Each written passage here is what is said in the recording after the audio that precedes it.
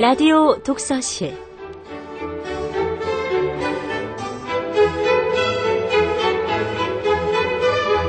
이 시간 진행해 김갑수 문화평론가입니다.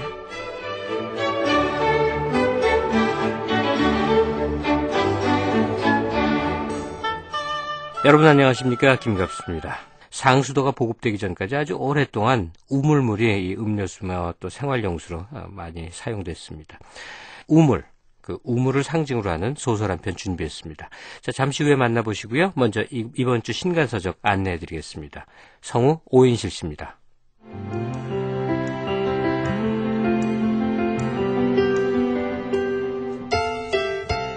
우리의 삶 전체를 조망하는 새로운 행복론, 행복의 심리학이 와이즈북에서 나왔습니다. 이 책은 행복이라는 신기루와 같은 모호한 관념을 과학적 통찰로 규명하고 궁극적으로 우리가 인생을 어떤 방식으로 대하고 또 어떻게 살아야 하는지에 대해 명쾌한 해답을 제시해 줄 것입니다.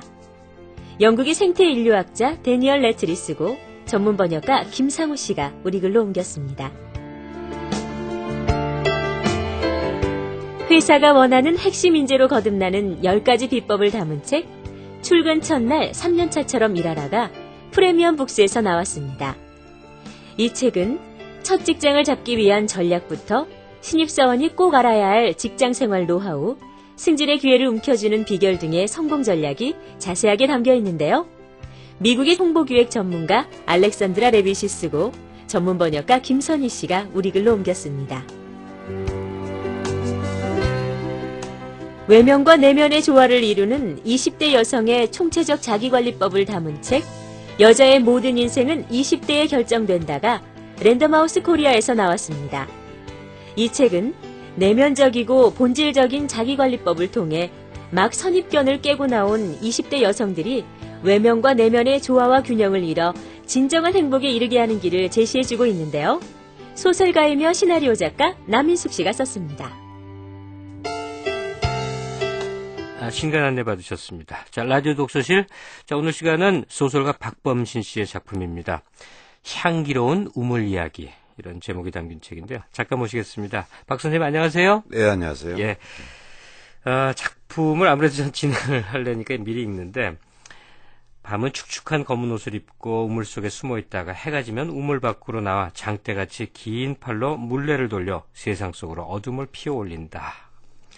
한편의 시입니다. 이 우물의 상상력이라는 게 있는데 박 선생님에게 이 우물이 줬던 의미요. 또 이 작품과 연결됐던 그 배경을 듣고 싶습니다. 저는 어렸을 때는 우물물을 먹고 자랐습니다. 그래서 늘 우물 속에는 무엇이 있을까 그런 시적 상상력을 이른바 키워온 것이 어쩌면 그 우물의 은혜를 많이 입었다는 생각이 들거든요. 네. 생각하면 지난 반세기 우리 그 개발 시대의 우리들이 삶은 어쩌면 불과 같이 살았던 것 같아요. 예. 그래서 불의 나라라는 소설도 있습니다만 네. 이 나라가 불의 나라가 됐는데 마음속에 참되게 우리 행복해지려면 그 우물 또는 물, 그 어머니 부드러움, 섬세함 뭐 이런 거 아니겠어요? 그래서 물의 나라가 되면 우리가 더 편안하고 행복해지지 않을까 이런 생각을 하고 있습니다. 그러게요. 우리에게 편안함, 안도감, 네. 모태와 같은 느낌을 주는 그 물이 훼손되는 과정을 네. 이 작품은 다루고 있습니다. 골프장 건설과 더불어서 이제 인간들의 아주 추악한 이해관계가 어울려서 이 다툼을 하는 그 모습인데요. 구체적인 동기가 있으셨습니까? 예, 제가 서울 근교에 집필실이 있던 마을이 있었어요. 예. 그 마을이 옛날에는 정말 그 마을 사람들이 친하고 형제처럼 지내던 마을이었죠. 근데 근처에 이제 골프장이 들어오면서부터 골프장과 관계되는 여러 가지 문제들이 이제 파생하면서 마을이 이제 사람들이 두 쪽, 세 쪽 이렇게 나눠져 가지고 서로 고소, 고발을 하게 되고 원수지간이 되는 그런 과정을 옆에서 지켜볼 기회가 있었습니다. 네. 그래서 이 소설은 물론 이야기 자체는 제가 지어낸 것이지만 본질적인 어떤 그 모티브나 기본 서사는 제가 그 마을에서 경험하고 보았던 이야기를 기둥 줄거리로 삼고 있지요. 박범신 소설 향기로운 우물 이야기, 오늘 라디오 독서실 작품으로 함께 하시겠습니다.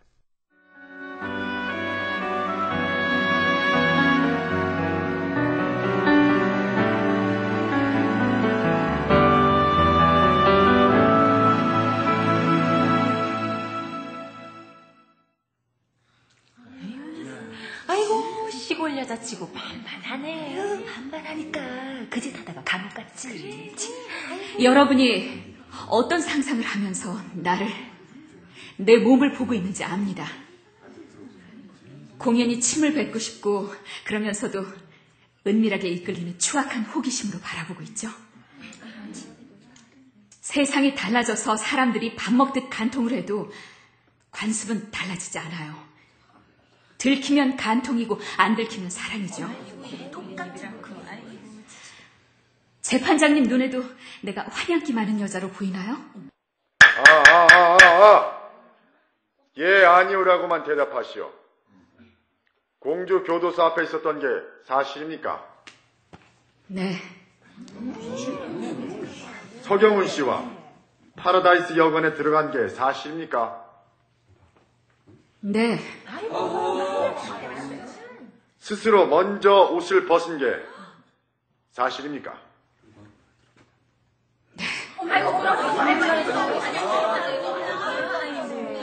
왜 갑자기 친정집 뒤란에 있던 우물이 떠오를까요? 우물 곁엔 나이 많은 사철나무 한 그루가 있었죠. 교도소 앞으로 다가섰을 때도 우물하고 사철나무가 떠올랐거든요. 내가 9살쯤 됐던가 봐요. 저기 앉은 내 간통의 상대인 서경훈 이장님이 소년이었을 때죠. 오빠, 밤은 어디서 와? 밤이 어디에서 오냐면 말이야. 우물 속에 축축한 검은 옷을 입고 숨어 있다가 말이야. 해가 지면 말이야. 슬그머니 나와서 사철나무 밑에다가 커다란 물레 같은 걸 갖다 놓고 말이야. 장대보다 긴 팔로 물레를 돌려서 연기 피우듯이 온 세상으로 어둠을 피워놓걸랑. 밤은 왜 축축한 검은 옷을 입고 있어야 돼?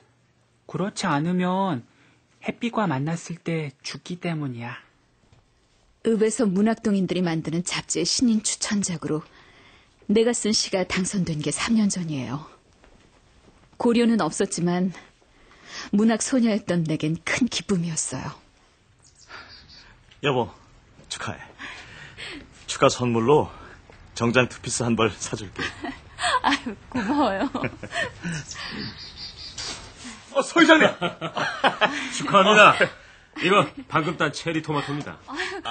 고마워요, 이장님. 두 아이의 엄마가 된 30대 중반인 그때까지 난 밤이 축축한 검은 옷을 입고 한낮은 깊은 우물 밑에 숨어 지낸다는 걸 믿었어요. 여보, 그러지 마요. 우물 속에 엎드려 있는 그 양반 부르다가 맞아 잘못하면 허리 다치겠어.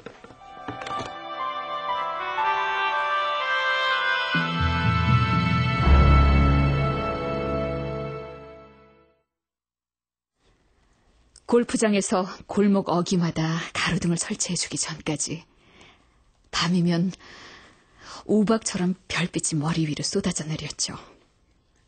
참 대단한 별빛이었죠. 어디 별빛뿐인가요? 치자꽃 위로 쏟아지는 달빛을 보고 있으면 숨을 막게 된답니다.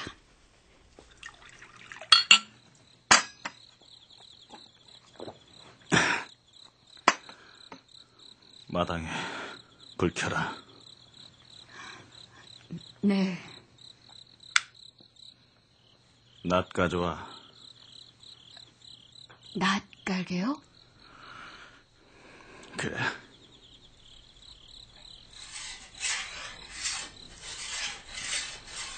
낮날이 백열등 불빛과 만나면 어둠까지 배고 말 흰 광채가 나죠.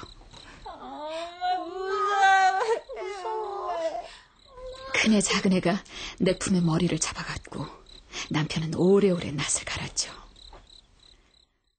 서의장이 출감해서 돌아오는 날에는 둘 중 한 사람은 살이 찢어지거나 머리가 터져서 죽을 수밖에 없다고. 한 명이 죽으면 그나마 다행이지. 아이고, 이거 마을이 두 이장을 필두로 해서 양분되어 있으니 장차 큰일이요.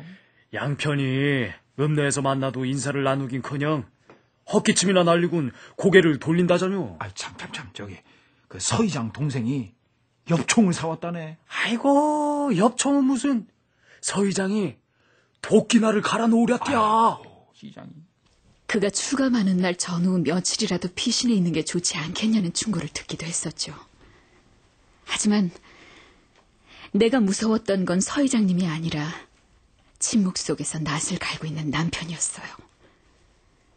남편이 낱날을 번쩍 들어올려 불빛에 비춰보는 순간 난 비명을 지르고 말았죠. 그 자식 아직도 좋아하지? 그 자식 너 때문에 여지껏 장가를 들지 않은 거라면서?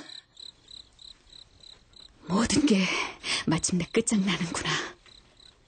공포감이 내 등떨미를 후려쳤습니다. 여기로 이사 오자고 할 때부터 뭔가 꿍꿍이 속에 있었어.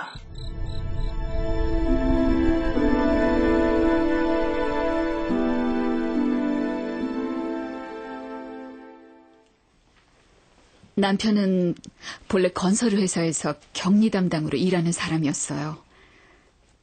난 여상을 졸업하고 은행 창구에서 일한 지 3년을 넘기고 있었습니다. 남편은 중요한 고객이었어요. 저 뒷일은 걱정 말고 거기 들렀다가 그냥 퇴근해도 좋아. 왜 하필 창고에서 일하는 내게 심부름을 시키지? 퇴근 시간에 더 바쁜 나한테. 남편이 사랑의 속병을 앓다 못해 지점장에게 부탁해 일부러 꾸민 일이라곤 상상도 못했죠. 생선회 좋아하세요? 네. 많이 드세요. 이건 광어고요. 이건 우럭이에요. 일일이 설명해주면서 내가 입에 넣기도 전에 벌써 다른 생선회를 들고 기다리던 남편의 모습은 참 순수하고 다정해 보였습니다. 결혼하고 아이들 낳고 알콩달콩 살았죠. 어느 날 남편의 회사가 부도를 내면서 모든 게 뒤죽박죽 되기 시작했어요. 앞으로. 아유, 저놈의 노래. 밤낮 앞으로. 옆도 보고 뒤도 보고 가야지. 앞으로만 가면 어쩔 건데. 아유, 진절이네. 아빤 그 노래가 제일 좋더라. 더 우렁차게 불러. 더 우렁차게 불러야 한다고. 옥살이 하는 남편을 면회하고 돌아오는데 타는 듯한 갈증이 나면서 불현듯 눈앞으로 뭔가 솟아올라오는데요. 우물이었어요. 친정집 뒤란에 있던 우물 말이에요. 우물에서 향기가 난다면 믿으시겠어요? 신새벽 우물가로 가보면요, 모락모락 김이 나는데요. 그 김에 아주 부드러운 향기가 깃들어 있어요. 우리 동네는 워낙 물이 좋은 걸로 호가 나서 동네 이름도 아예 정술이에요. 넌 처음부터 계획적으로 그 동네로 이사갈 집을 구했어.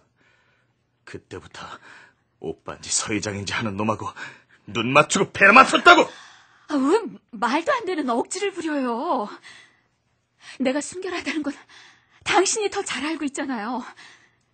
솔직히 태반이 다 떠나가고 낯선 사람들이 사는 고향 마을에 친정 오라버니 같은 서의장님을 만났을 때 비로소 고향에 돌아왔다는 걸 실감했어요. 야, 친정 오라버니 같다고? 무슨 말라비 들어칠 친정 오라버니야! 내 어린 시절의 따뜻한 사파 중엔 경은 오빠가 있어요. 우리 집 우물을 같이 썼고 노상 함께 노는 시간이 많았으니까요. 오빤 손재주가 많아서 호두기, 나무 인형, 눈썰매를 만들어줬어요. 오빠가 먼저 고등학교를 들어가기 위해 동네를 떠났죠. 자, 참나무로 깎은 장승 한 쌍이야. 이건 왜? 너 잠잘 때 무섭다고 해서 말이야. 방문 앞에 이걸 두고 자면 안 무서울 거야. 서울에서 여고 다닐 때 오빠가 학교를 찾아왔어요. 눈이 퀭하고 깡마른 모습으로요. 선이야! 창피해. 친구들이 보는데 학교까지 찾아오면 어떡해. 미안하다. 난 입대하기 전에 잠깐 네 얼굴 좀 보고 가려고 했는데. 학교는 어떡하고 있대? 집안 형편 때문에 학교 그만뒀어. 공군에 자원 입대하려고 해. 다시 학교를 찾아오면 죽을 때까지 정수리에 돌아가지 않을 거야. 알았어. 다시 안 올게. 근데 너 참 많이 이뻐졌다. 지금 생각해보니까 왜 그렇게 눈물이 나왔던지요. 옛집은 사라지고 낯선 집이 버티고 선 우리 집 대문간을 서성이다가 서 이장님 집 쌀이문 앞으로 다가갔을 때였어요. 거기 선이 아니니? 순간 갑자기 눈물이 막 나는 거예요. 자자, 이리 와 앉아. 왜 그래? 왜 울어? 그만 울고 이 물 좀 마셔봐. 너 예전에 살던 집 그 우물물이야.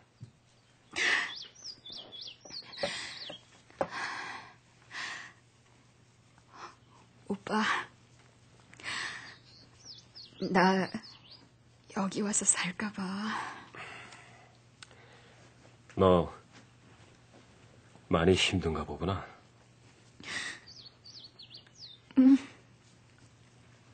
남편이 옥살이를 하고 있어. 오빠, 빈집 하나 없을까? 옥살이를 마치고 나온 남편은 내가 고향 동네에 빈집 하나를 구해놨다고 하니까 군말 없이 이삿짐을 쌌습니다.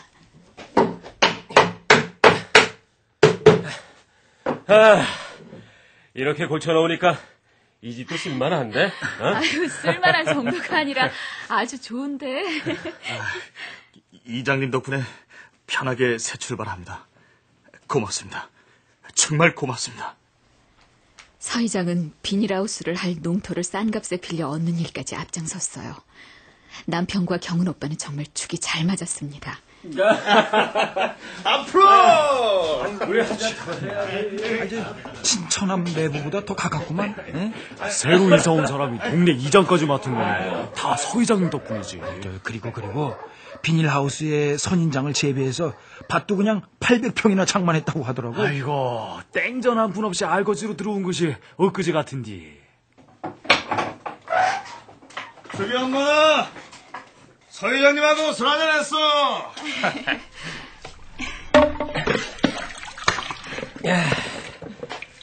우물 마음에 들어? 어렸을 땐 우물이 참 깊어 보였는데.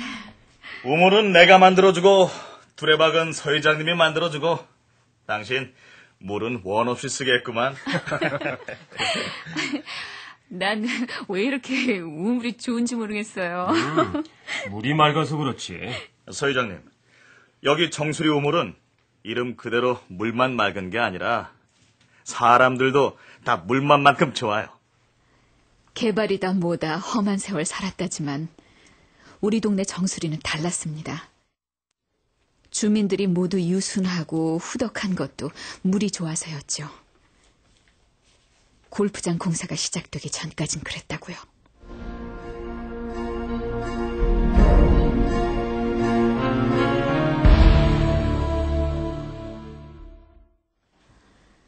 서 서회장은 출감한다는 날 돌아오지 않았어요. 사무착오로 날짜가 잘못 전해졌다고 하더랍니다.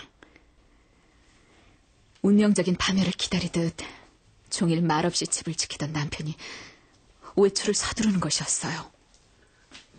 어디 좀 다녀와야겠어. 내일 밤에 나올 것 같으니까 기다리지 말고 자. 전날 밤부터 우린 한마디도 대화를 나누지 않았어요. 어디를 가시느냐고 물어야 할 일인데 말은 입 밖으로 나가지 않았어요. 대문 앞까지 갔던 남편이 되돌아와서 헛간 앞으로 걸어가대요. 남편이 들고 나온 것은 전날 밤 숫돌에 갈았던 낱날이었습니다. 남편은 낱날을 수건으로 둘둘 감아 뒷주머니에 쑤셔넣고 나갔습니다. 난 새벽 첫 차를 타고 읍내로 나와 공주교도소 정문 앞에 도착했습니다. 오늘 출감하는 사람들은 언제쯤 나오나요? 예, 출옥자는 10시가 조금 넘으면 나올 겁니다. 교도소 앞엔 낯익은 얼굴이 전혀 없었습니다.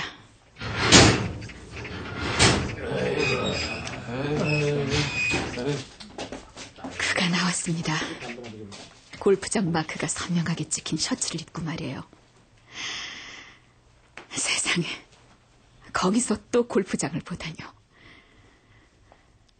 골프장에 들어선다 했을 때 흔히 그렇듯이 마을 사람들의 의견은 제각각이었습니다.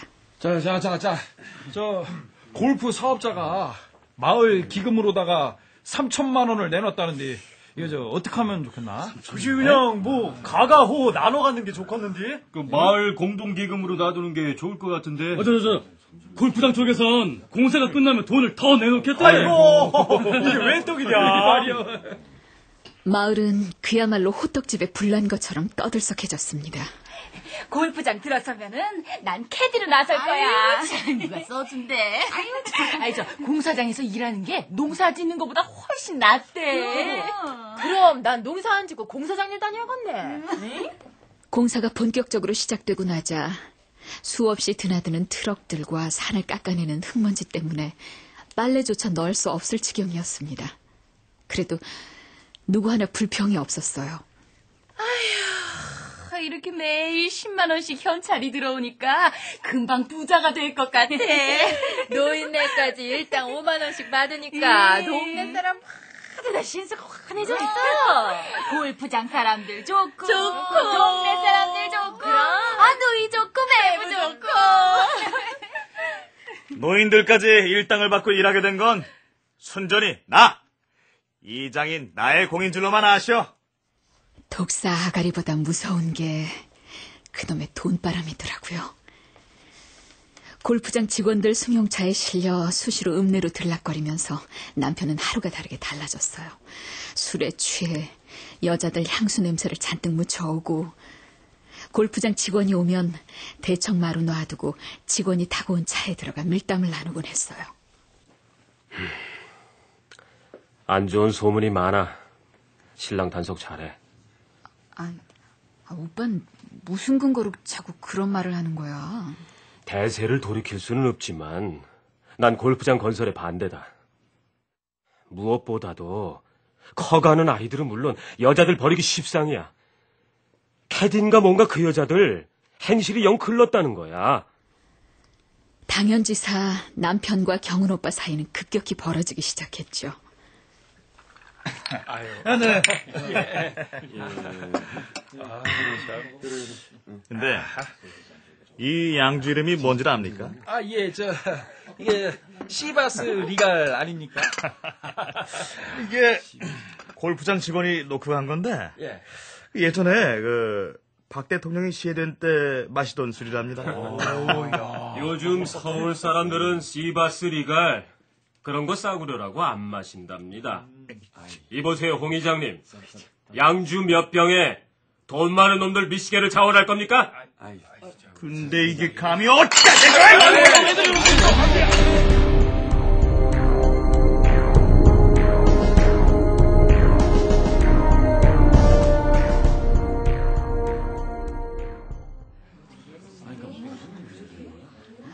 여보, 수기 아빠.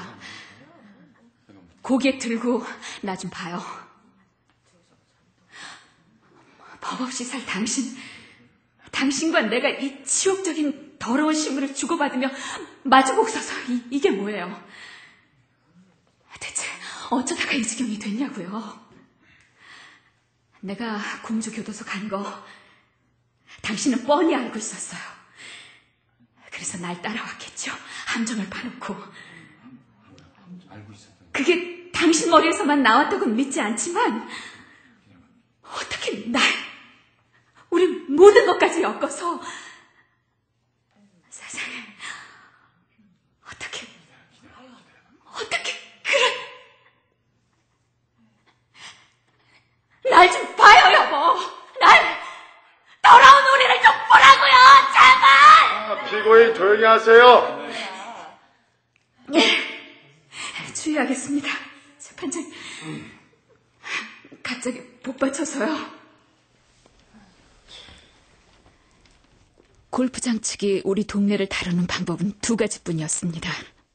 그러니까 결국 현찰 만지면 너나 없이 판단력이 흐려지고 맛이 간다는 거. 그걸 골프장은 그거를 알고 이제 3천만 원 베팅하고 노임이다 뭐다 푼돈 풀어주고 골프장 건설반대 의견을 주저앉힌 거요.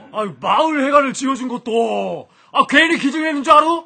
몇 배씩 다른 이득을 계산하고 낚싯밥을 던진 거라고. 공동수도 놔준다고 할디 마을 사람들 모아놓고 홍의장이 그랬잖아요. 우리가 먹는 우물물은 겨우 10여 미터 땅 파서 퍼올리는 물이지만 마을 공동수도를 설치하면 지하 100m, 150m에서 퍼올리니까 그야말로 약수 중에 약수인 겁니다. 에이구, 그러니까 왜 공동수도를 놔주겠다는 것인지 그 속셈을 그때는 아무도 몰랐던 거지. 홍 의장이 무슨 연구소에 의뢰했다면서 우리를 속였잖여. 대학 부설 전문 연구기관에 의뢰한 바 우물물의 수질 검사 결과가 불안정하게 나왔습니다. 거기다가 그 골프장 총무부장인가 뭔가 하는 그 사람이 홍의장 설명을 심각하게 듣고 있는 척 했잖아요. 그래. 그냥 둘이 짜고 고스톱을 치는데도 마을 사람들은 두 눈을 다 뜨고 속았단 말이오. 수도권을 묻는 공사가 일사천리로 진행됐습니다.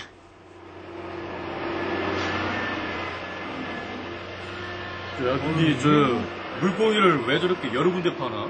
골프장 있는 곳에 뭐시냐 지하수가 안 나온다잖아. 이 근처에서 지하수가 풍부한 곳은 우리 동네뿐이랴. 그러니까 골프장에서 쓸 물을 여기서 끌어가려는 거구만 그게. 사람들은 골프장 총무부장을 마을 회관으로 데려왔죠. 어떻게 된 게 이것이? 잠깐만 들어보세요, 저 골프장 물을 여기서 가져다 쓴다는 소문은 그거 잘못된 거예요. 골프장 안에서 이미 우물을 여러 군데 팠고, 그중 일부에서는 물이 아주 잘 나오고 있습니다. 근데 다만, 그것으로 충분하지 않은 것에 대비해, 마을에 몇 개 지하수 심정 받고 송수관 설치한 거예요. 지하수가 말라붙으면 어떻게 합니까? 이거 더 깊이 파면 되지요. 맞아. 그럼 되겠어. 그래. 그리고 잠깐만요. 여러분한테 위로금을 더 지급할 예정입니다. 돈? 마을 이장하고 마을 이장한테 위임해가지고 대표 몇 사람 뽑아주시면 제가 그 사람하고 협의하겠습니다. 이 문제로 제가 직접 변호사도 만나고 왔습니다. 우리는 공동수도를 사용해온 게 아니에요. 각자 독립적으로 자기 수도나 우물을 사용해왔을 경우 토지 소유권에 의해서 지하수를 사용해왔을 뿐이므로 지하수 사용권을 마을이 공유한 걸로 보지 않는다고 했습니다. 법적으로 그러할진데 우리가 쓰고 마시는데 부족함이 없다면 최소한 인정으로라도 이웃과 나눠 써야 할 것이고, 더구나 나눠주는 값으로 위로금까지 지급해준다니 우린 반대할 이유가 전혀 없는 겁니다. 그렇죠. 총무부장이 슬쩍 일어나 가버리네. 가만. 저것들이 무슨 수작 부리는 거 아니야?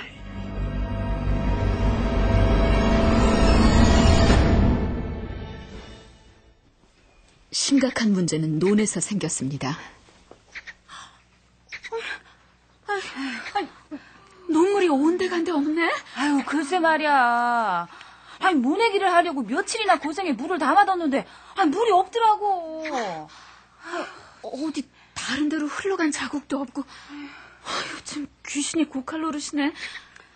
철렁하게 담아놓은 물이 세상 천지 하룻밤새 어디로 사라진단 말이야. 일단 모내기를 하고 계곡물을 잡아 넣어야지 뭐.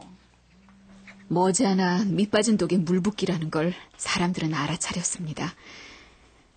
지하수를 하도 퍼내니까 지상은 손쉽게 말라버린 거죠. 그제서야 사람들은 골프장에서 퍼가는 지하수에 대해서 구체적으로 묻기 시작했죠. 한 달이면 700톤 이상의 물이 골프장에 필요하다고 합니다. 달마다 커다란 호수가 통째로 골프장으로 빨려 올라가는 꼴이죠. 잔디에 뿌리는 농약이 하도 독해서 계곡물을 쓸 수가 없어. 그것뿐만이 아니야. 가을이 되기 전에 벼가 아주 누렇게 단풍이 폈잖아. 골프장에 항의했지만 그들은 여유만만이었어요. 보상할 건 이미 다 했다는 것이고 주민들 동의서도 받아두었으니 법적으로 전혀 책임이 없다는 거예요. 가구당 받은 130만 원이 그 돈이라는 거래. 그러게. 홍 이장님, 우리가 내준 그 위임 도장 이거 어떻게 쓴 거예요? 예? 위임한다면서 인간 도장을 내주실 때는 언제고? 왜들 이러십니까? 당신이 일부만 우리 동네에서 가져간다고 했지 않소? 아이 참, 골프장에서 물이 나온다면야 그랬겠죠 내가. 아니 이 자식이 지금 무슨 소리를 하는 거야? 이 자식이야! 남편과 서회장이 치고받고 싸운 게 그날의 일이었습니다.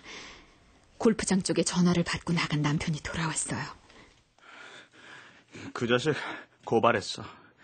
골프장 쪽에서 서 회장을 폭행죄로 고발하라고 했어. 그래서 같이 차 타고 경찰서에 갔다 왔어. 친절하기도 하셔라. 아주 차로 모시고 경찰서까지 데려갔구만요. 다음 날은 서 회장의 맞고발로 남편도 경찰서로 불려갔습니다.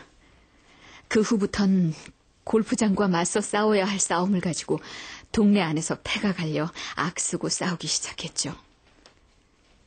자중질환을 일으켜 놓으면 저희들끼리 미워하느라 애당초 문제의 본질은 깡그리 잊어버리거든요.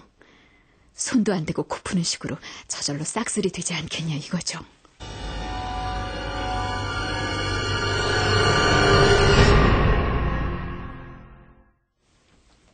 작년에 새로 이장으로 선출된 서 이장님이 마을 대표자 자격으로 소송을 걸었어요. 전 이장인 홍 이장이 지명한 몇몇 대표자들이 임의로 동의서에 인감도장을 찍어 주었으니까 마을 지하수를 골프장에서 사용해도 좋다는 합의는 원천적으로 무효인 것입니다. 그러려면 다시 동의서를 받아야 합니다. 영구히 지하수를 사용하는 값으로 최소한 10억 원을 지급하고 몇 년간 논농사 실패에 대해 따로 보상하십시오. 1심 법원 판결은 서 회장의 패소였습니다. 지하수를 토지 소유권대로 각각 집안에서 단독적으로 사용해왔으니까 공동으로 그 권리를 가졌다고 볼 수 없다는 것이 법원의 판결 이유였죠. 만약이 상급 법원에서 판결이 뒤집어지면 어떻게 될까? 골프장도 곤란해지겠지만 그보다 더 힘들어지는 건 홍 이장이요. 동의서를 위조했지. 골프장도 홍 이장에게 피해를 청구하는 소송을 제기할 거요. 사기죄도 될 수 있고. 그럼 서 이장이 골프장을 상대로 한 지하수 사용 원천 무효 소송은 결국 그 홍 이장을 벼랑 끝으로 몰고 가는 소송인 거네. 응? 승소냐 패소냐에 따라서 서 이장도 양쪽 소송비를 다 물어야 하니까 얼마 안 되는 논밭까지 팔아야 되겠지. 아이고, 이거 죽느냐 죽이느냐 판이구만. 그러니까 서 이장이 홍 이장을 곡괭이 자루로 두들겨 팼지. 골프장 놈들은 패소를 해도 손해배상을 청구할 때가 있으니까 느긋하게 뒷짐지고 있는 판인데 이 서 이장하고 홍 이장만 서로 죽이려는 판이니까 감히 어느 누가 골프장한테 덤비겠냐고.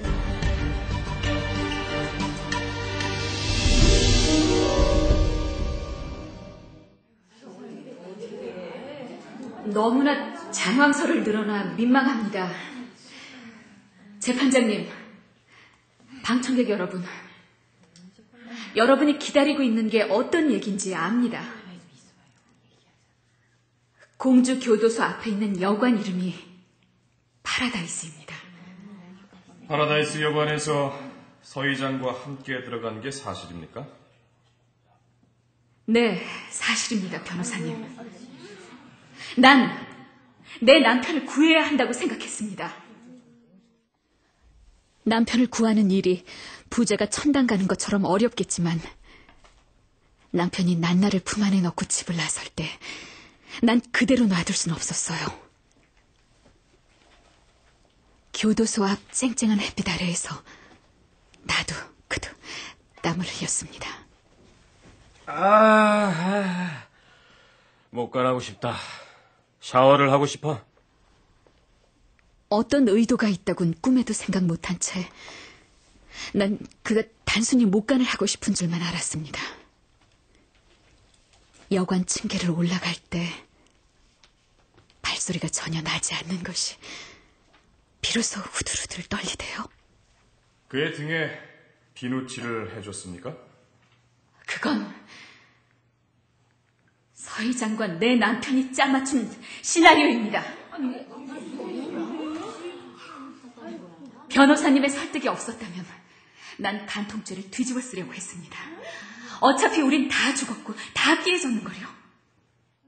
변호사님, 녹음기를 틀어주세요.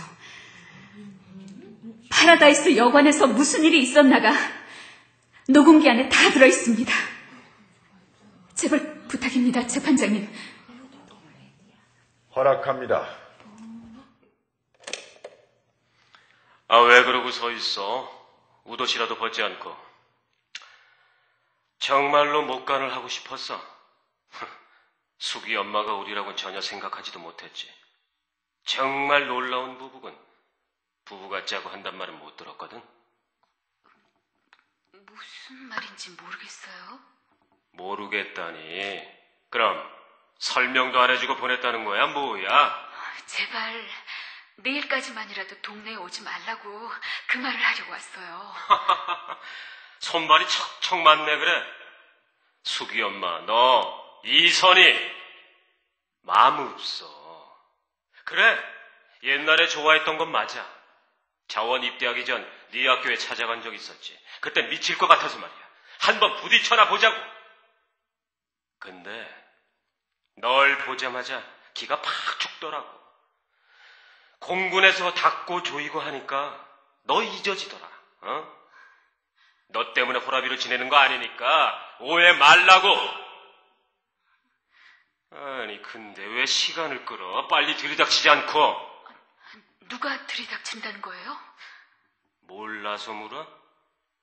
숙이 엄마 덮치기로 한 거 네 남편하고 짠 거야. 그래도 그렇지. 숙이 엄마 너까지 이렇게 자발적으로 동원돼 올 줄은 정말 몰랐어. 니네 부부 정말 독하다. 허기사 골프장 놈들 머리에서 나왔겠지만 말이야. 인제 왔구만. 아까 교도소 앞에서 네 신랑 선글라스를 끼고서 우릴 쳐다보더라. 이게 그날의 진실입니다, 재판장님. 서의장은 감옥에 들어앉아서 2-3달 보낸 다음에야 자신이 죽을 구멍에 박혀있다는 걸 깨달았던 거죠. 남편 역시 미쳐있기론 마찬가지였죠. 간통 사건은 거기서부터 생겨난 겁니다. 여관 문을 열자 남편이 순경과 함께 서 있대요. 더러우냐. 네 옆였네. 본래부터 나 좋아했었어. 변호사님이 그러시더라고요. 애들을 생각해서 희망을 남겨둬야 한다고요. 어머닌 때로 전사가 돼야 한다고요. 내가 간통하지 않았다는 걸 증거해주고 있는 이 녹음기. 그러나 난 현장 증거를 확보해두려는 증거물로 이 녹음기를 가지고 갔죠. 내 이익을 지키기 위해선 어린 시절 그리운 향기나는 우물 같은 저기 경은 오빠를 수렁 속에 단번에 밀어넣을 작정을 하고 있었죠. 그들만큼 부서졌던 것입니다. 하지만 이렇게 더러워졌으나 아이들을 위해서 천사가 아닌 전사가 되고자 합니다. 내 속에 우물 하나 품고서요.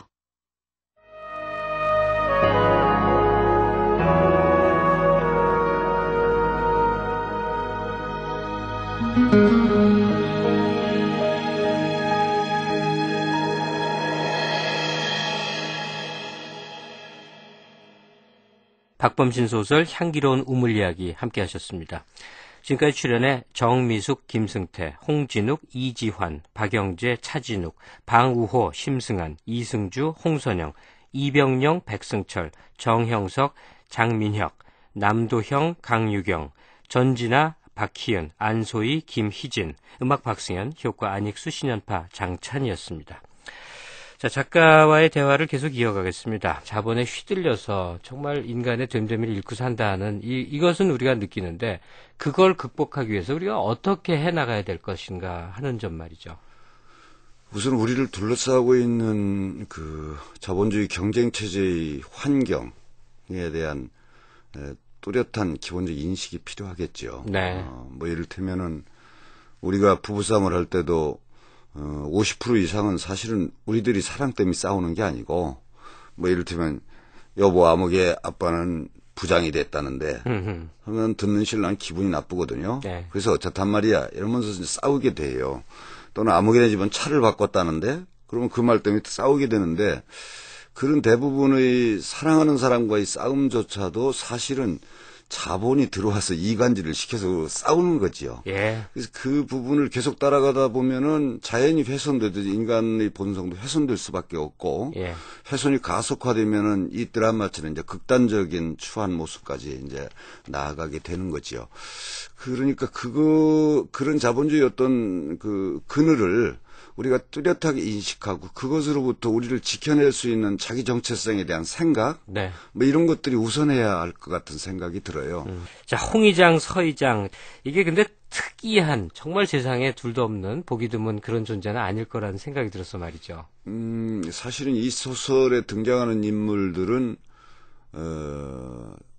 본질적인 악인도 없고 네. 본질적인 선인도 없다. 저는 그런 생각으로 썼어요. 예. 바꿔 말하면 여기서 악이라고 한다면 골프장인 것이고 그것이 이 마을 사람들을 어떻게 이간질시키고 본성을 훼손시키는가 하는 과정에 저는 소설의 초점을 맞췄거든요. 그러니까 이 재판의 결과에 상관없이 또 그들이 살아가는 최종적인 모습과 상관없이 그들은 다 피해자죠. 네. 이 거대 메카니틱한 이 자본주의 세계 안에서 그들은 피해자로서 이제 이지러진 모습들을 이 이야기 속에 담아낸 것이라고 할 수 있죠. 하긴 그렇겠군요. 네. 누가 피해 가해 이전에 다 같이 피해자인 상황이라고 그렇습니다. 예. 보여주는군요. 예. 근데 이 소설의 결미에서 이제 여주인공 나라는 사람에게 네. 어떤 희망의 빛을 던져줬어요. 그걸 네. 모성에서 찾으셨더군요. 모성이 곧 우물이지요. 이제 우리는 너무 불로 살았던 것 같아요. 예. 불은 뭐 싸움이고 또 봉화를 올리면 전투를 준비하는 것이고 소지를 태워온다는 건 하늘과 이승을 잇는다는 뜻이고 그래서 불이라고는 건 위로 타오르잖아요. 네. 그리고 남는 게 없고 그래서 개발의 연대에 우리가 좀 더 잘 먹고 살기 위해서 불처럼 살아올 수밖에 없었다고 봐요.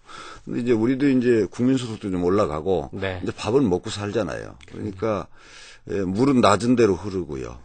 또 본질적으로 생명이 물에서 나오는 것이고 그래서 물은 모성이자 생명이자 더 낮은 데를 공평하게 채우는 본질을 가지고 있거든요. 그래서 저는 우리들이 삶이 이제 불의 문화로부터 물의 문화로 이행이 전제되지 않고는 여기서 국민소득이 3만 불이나 5만 불이 돼도 결단코 행복해질 수 없다. 네. 지금 우리 시대의 과제는 저는 거기 있다고 봐요. 감사합니다. 네, 감사합니다. 오늘 여기까지 하겠습니다. 편안한 주일 되시기 바랍니다. 엄마 목소리를, 아빠 웃음소리를, 강아지 소리도 들었습니다. 세상 모든 소리는 제게 놀라운 선물입니다. KT가 청각장애 어린이들에게 소리를 찾아주고 있습니다. 사랑할수록 Life is wonderful. KT. 오늘은 현대캐피탈 오토플랜에 대해서 배워볼까요? 2006년 5월 현재 국내 유일, 뭐라고? 국내 유일의 별표. 5개월 5,000km까지 엔진 변속기 무료 보장 서비스 형광펜 진하게. 정말이지 놀라운 중고차 할부 도들짝. 현대캐피탈 오토플랜. 세 가지 소원이 무엇인고? 이 사막을 빠져나갈 차와 최고의 자동차 보험. 가격은 깎아주세요. 뻔뻔한 것. 일도 전화. 1001번을 눌러. 1001 야화. 1577에 1001번만 누르면 하이카 서비스를 깎아준다는 이야기. 하이카 다이렉트. 숲 안도현. 이 세상이 아플 때 등을 쓰다듬어줄 풀과 이 세상이 목마를 때 한 사발의 냉수가 될 물이 저 숲속에 살고 있다네. 숲이 사람을 푸르게 합니다. 우리 강산 푸르게 유한 김벌리. 안녕하세요. 한성기입니다. 얼마 전 서재를 정리하다가 옛날 LP판을 꺼내 들었습니다. 이야, 이 노래 오랜만인데 어디? 예전엔 아내와 함께 커피 한잔하면서 이 노래 참 많이 들었었는데 가만히 있자. 커피 한잔 해야지. 음악의 향기에 그윽한 커피 향기까지. 전 그날 세상에서 가장 향기로운 시간을 보냈습니다. 생활의 여유를 더해주는 향기로운 시간. 맥심이 함께합니다. 오늘 하루 아름답게 시작하려면 무엇으로 채워야 할까요? 혼잡한 출근길에도 힘나는 주스 한 잔. 아침엔 미니메이드로 채우세요. 미니메이드의 음료 전문가가 담아낸 자연의 아름다운 맛과 영양. 아름다운 것만 채우세요. Minute Maid. 내가 사랑하는 사람은 SM5를 탑니다. 오늘도 SM5를 타는 그이를 다른 여자들이 자꾸만 쳐다봅니다. 이럴 땐 기분이 나쁩니다. 기분이 좋습니다. 남다른 매력 SM5. 라디오 독서실 지금까지 극본 송윤지, 기술 이흥규, 연출 승원수였습니다.